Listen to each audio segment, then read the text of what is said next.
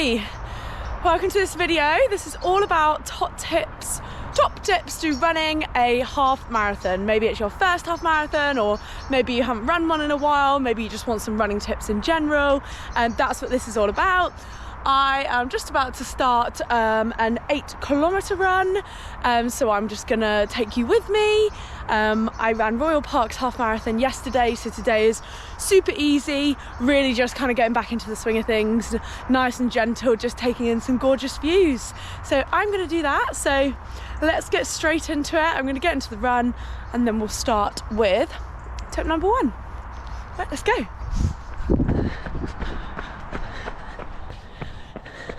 So tip number 1, I would say, is just make sure you know what you want out of your race. So I wish I'd kind of really thought about that on maybe some of my first races. So you might, be training because you're supporting a cause and you want to just complete it. You might want a certain time. You might want to complete it with a friend because it's obviously sometimes so nice to complete a race with somebody.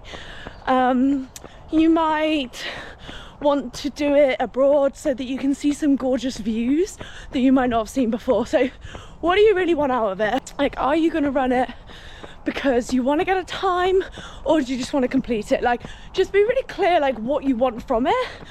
You don't want to be disappointed. It's good to have a plan A and B and maybe C, so that you aren't disappointed, but don't go into it just wanting to finish and then kind of be upset when you don't get a time, because that wasn't really the goal. So just know what to expect from what you really want.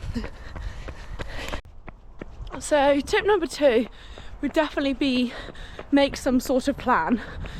It's quite a far way, it doesn't have to be crazy. There's lots of free plans. Hang on, there's a car. I don't want to get hit.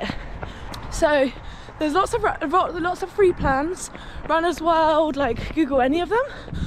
So just have a basic plan. And I'd say some of the mistakes I see is make sure you finish early enough. Give yourself a good couple weeks break before the big day, so you go into it with fresh legs. Look how dark this is. Oh my god. I've come out that a little bit too late. The sun is just setting, so whoops. I hope I don't get stuck in the dark because I didn't actually bring a light with me, but we'll see. Hi, so I would say tip number 4 is just be careful and very mindful of what shoes you're wearing, and bear in mind there are a lot of different shoes for a lot of different people, and you might wear the same pair that you've trained in, but you might do quite a few kilometers in them, so just be wary that you've not worn through them. Another K. And yeah, I always find whatever shoe size I am, get your running shoes a half a size higher, because it really helps when you're running. Your feet slightly swell, but also when you're running you just tend to need that extra bit of space, so definitely do that. And you can always get them tested in shops and stuff like that, but yeah, I have quite cushioned. Some people have flat feet, some people don't, etc. So just check it out. Alright, so tip number 5, I would say don't worry about your pacing. Your runs can be fast, they can be slow. It doesn't really matter, like, don't worry about that, especially if it's a first half marathon. I would just focus in on pacing, so do like kind of based on your effort. So if it's a slightly faster one on a plan, like what feels that bit harder, and just go off that. Like, don't worry too much about pacing unless you do want a time. But I'd also say if you are going for a time, remember you really need fast runs and you need slow runs. So my slow runs are at least a kilometer per minute or whatever it is, minute per kilometre slower, which is quite a lot, sometimes even more. So if you know what your pace is and it's like that's really pushing it, yeah, I'd definitely add like a good kilometre and a half to know what your slow pace should be. And I'd use your heart rate to gauge it as well. It's a really good indicator. A lot of watches have zones, so what zone are you running in? How hard are you actually working? Because sometimes it's hard to know as well. So gauge it on your heart rate, but in your training, definitely add in slow runs and fast runs, mix it up, because you'll need them. And runs don't have to be perfect. Don't worry. Walk if you need to, you know, skip if you're tired. You know, think of the bigger picture, and yeah, just enjoy them. I am only like 3k into this run, and it feels like I've been running forever. You know how sometimes that just happens? Oh my god, I think it's because I ran the half yesterday, so my legs are like, what are you doing? Tip number 6, I would say is, oh, I had it in my head and now it's gone. What was tip number 6? Oh yeah, find accountability. God, I need to do some more arm workouts. This holding hurts my arm. So find accountability. You could share your journey online. You could, I'm a tick, like a physical tick kind of person, so I'll print out a schedule, and then each day I do the session, I'll like physically tick it and I'll put it on the wall in my office, and that really worked for me. Add a bit of colour in, oh my god, amazing. Like, I hate it, and I love it when I see the greens, but again, that, for some people that might be really triggering, and you might try and do all the sessions, which it's not good for you. Over the years I've learned if my body needs rest, it is getting rest, so it is what it is. But yeah, find what's accountable, tell a friend, tell your family, whatever it is. If you've got to get it done, get it done. Look at these views, it's like that, like evening dusk kind of time at night. Yeah, so I'd say that's 6. Yeah, I love that one. That one especially helps, and support on race day helps as well. So definitely, you've got to get that. But yeah, for sure. Right. It's getting darker, guys. Do we think I'm going to make it home without getting stuck in the dark? Guess we'll find out. So tip number 7. So I like this tip, so I would say writing something down on your arm for the race is so helpful. So if you're going for timings, writing down like what you want to be at 5k, what you want to be at 10k, 15k, etc. Write them on your arm. You'll thank me later. And also write like a really nice message, like what do you tell yourself when runs get hard? So whatever the message is, or maybe it's the reason why you're doing the run in the first place, write it down. You'll see it next to your watch, you'll see it when you look down at it, and it will be really motivating.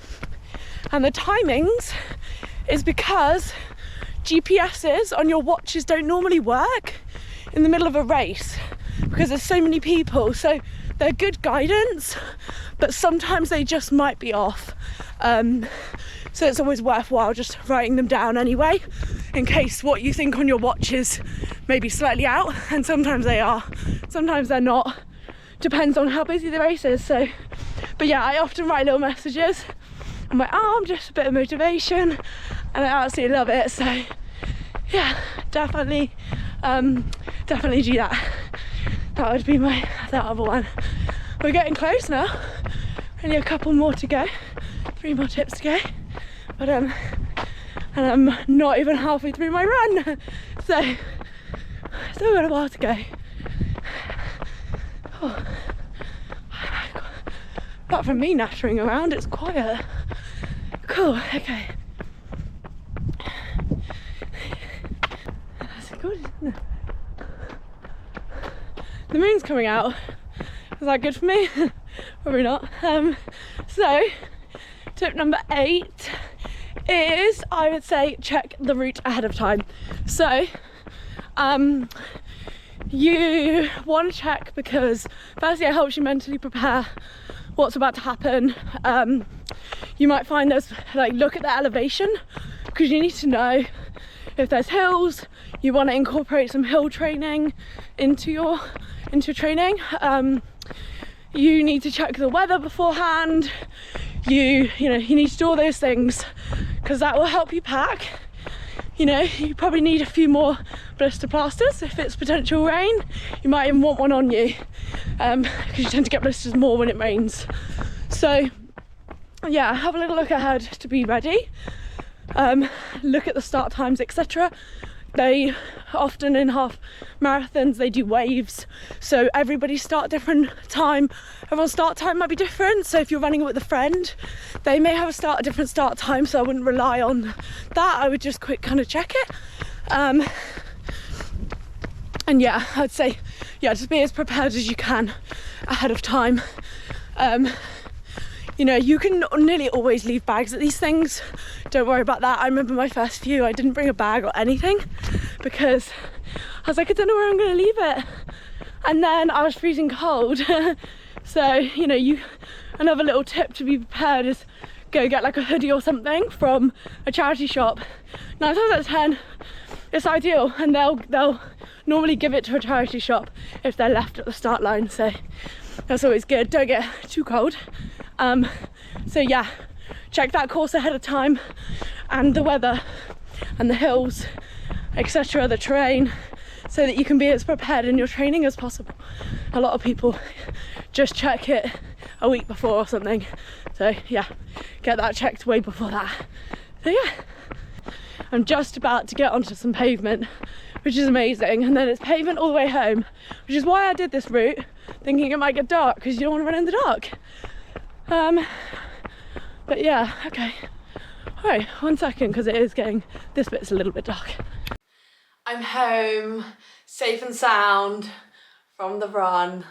It did get a little dark, but more for me for not having a light. But I did think that it might happen. I haven't quite got used to how quickly it gets dark yet. But I had pavement and streetlights all the way home, so it's fine. But yeah, I'm going to make sure I bring a light next time. So I'll give a tip to myself. So I would say I think we're on 9. Yeah, last 2 I would say is absolutely what I'm doing now. Is incorporating stretching every single day. Oh my god, I'm a sweaty mess.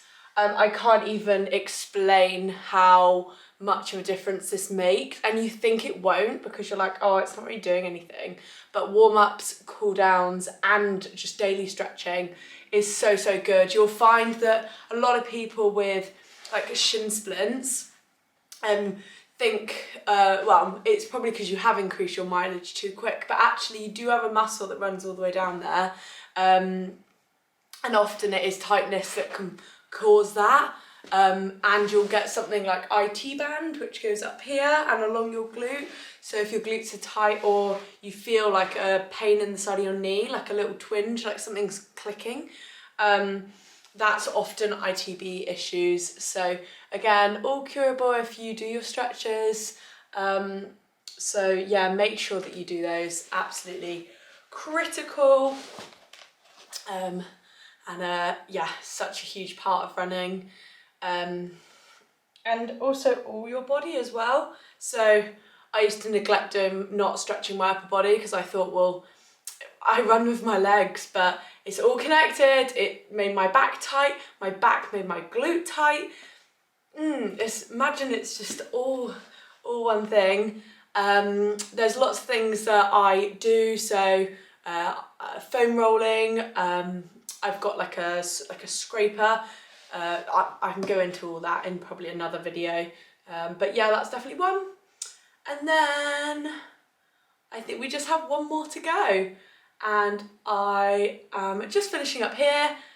And after every single run you need to eat, so I'm going to start making myself some dinner because I'm starving. Alright. Oh. I can't help it when there's grated cheese. I'm having this for dinner.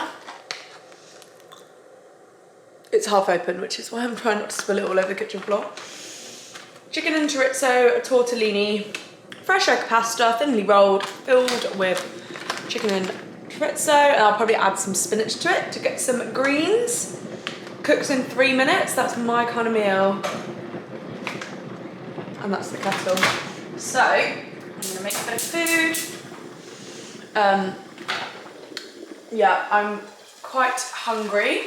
It's getting a bit late, 7:30. I've normally eaten by now. I try and finish eating like fairly early in the evening. Right, so I'm going to have half a pack of this. Ooh, there we go. I'm very excited. I think that's half a pack. Cool, so I will do final tip of the day. Also, this stuff is really good. This is 0% wine. It's so nice just to have in the evening. A really good thing to swap out if you do normally have wine but you don't want wine. I'm trying to drink less. So, tip number 10.